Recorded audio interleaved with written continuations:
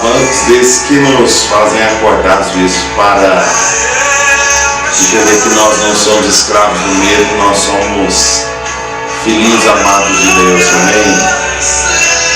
Eu quero continuar essa série Philadelphia Movement, os Jovens Apóstolos, e eu quero compartilhar com você então uma raiz, uma fundação dessa série.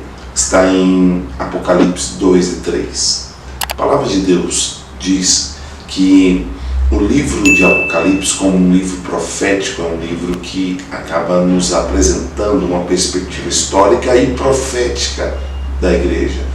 O próprio Senhor Jesus, ressurreto e glorificado, agora libera uma palavra para 7 igrejas. Os 7 na numerologia profética bíblica representa a completude da ação de Deus no tempo. O 7 é um número que está presente em Apocalipse para relatar os tempos proféticos de Deus.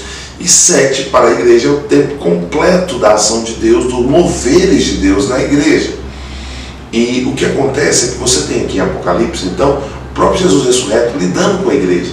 Então eu diria que é um ouro, é um tesouro das Escrituras Sagradas, essa porção aqui de Apocalipse 2 e 3, porque você vai ver como Jesus vê cada igreja local e como Jesus trata o problema de cada igreja local, ou seja, você vai ver o que incomoda de fato Jesus ressurreto, com os olhos chamas de fogo, um discernimento preciso e exato, e você vai ver o que ele aprova.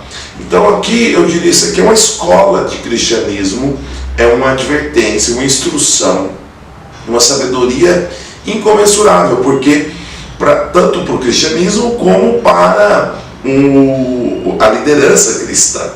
Então ele manda uma carta para cada uma das igrejas locais. Isso aqui é uma coisa interessante. Jesus pode ver todo o corpo de Cristo, mover em todo o corpo de Cristo, mas ele trata cada igreja local de maneira individual, de maneira autêntica, de maneira singular.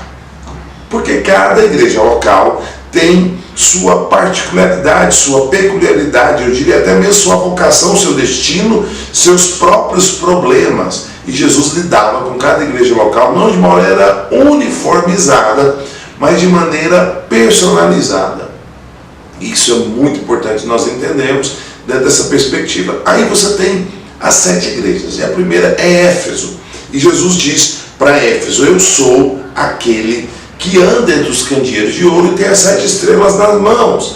E ele diz para Éfeso um elogio, vários elogios, a igreja que persiste, persevera, que odeia a obra dos nicolaítas, mas tem um problema, que perdeu o primeiro amor. E o Senhor faz uma advertência para ela voltar ao primeiro amor, senão ela vai perder o candeeiro, que é o testemunho, que é a realidade da igreja. Você pode ter a aparência da igreja, ou você pode ter o candeeiro, que é a realidade da igreja, que é o baluarte da verdade. Depois você tem a igreja de Esmirna, que é uma igreja que o Senhor diz: eu sou aquele que venceu a morte. E ele diz para essa igreja, aqui no versículo 8 em diante, ele diz: eu sou aquele que é o primeiro e o fim, venci a morte e ressurgiu.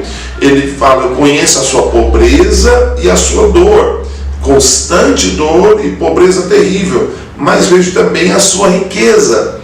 Ouço a mentira nas alegações daqueles que fingem ser bons judeus, mas de fato pertence à comunidade de Satanás. Então o Senhor fala para a igreja de Esmirna que ela, apesar de pobre e aflita, ela é rica.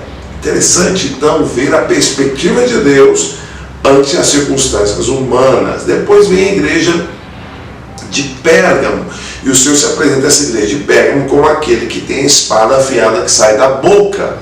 E ele diz que essa igreja ela é uma igreja que habita na sombra do trono de Satanás, mas continua ousado no nome do Senhor. Tem lá um Antipas, que é alguém que confronta a estrutura mundana, satânica, mas o Senhor exorta essa igreja que ela tem um problema com a doutrina de Balaão e os seguidores de Balaão, e ela também tem um problema com a doutrina dos nicolaítas. Então, essa é a igreja de Pérgamo. Bom, historicamente, a igreja de Éfeso representa a igreja da era apostólica, a igreja do início, do primeiro século. A igreja de Esmirna representa a igreja do século 2 e 3, que foi quando o cristianismo tornou-se hegemonicamente perseguido. A igreja de Pérgamo é o cristianismo a partir do século 4, quando a igreja começa a se casar, se unir, se misturar com o mundo e misturar os princípios, os ensinos, os valores do mundo com os valores da igreja. Então o Senhor se revela para essa igreja. Eu tenho uma espada que sai da boca, ou seja, eu tenho o ministério da palavra que faz separação de valores e princípios e coração, espírito do mundo com o espírito que vem do Senhor. São as 3 primeiras igrejas do Apocalipse. Nós temos uma visão panorâmica aqui dessas igrejas. Eu mostrei aspectos proféticos e aspectos históricos. O cristianismo vai até aqui um século IV, então, a partir do momento que a igreja começa a institucionalizar com o mundo, começa a se casar com o mundo. A partir desse tempo, o cristianismo tornou-se imperial, tornou-se papal, tornou-se romano. E isso foi um problema severo que nós vamos ver adiante. Eu falei primeiro as 3 igrejas, depois eu falo agora sobre o grupo na próxima ministração, o grupo das 4 igrejas.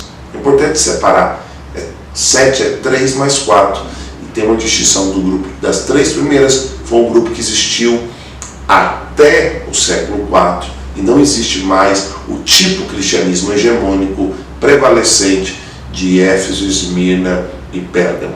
O que existe hoje são os 4 tipos: Tiatira, Sardes, Filadélfia e Laodiceia. Esses são os 4 tipos de cristianismo que vão estar aqui por ocasião da volta do Senhor. Eu falo desses 4, as 4 igrejas do tempo do fim. Próximo vídeo. Nos vemos.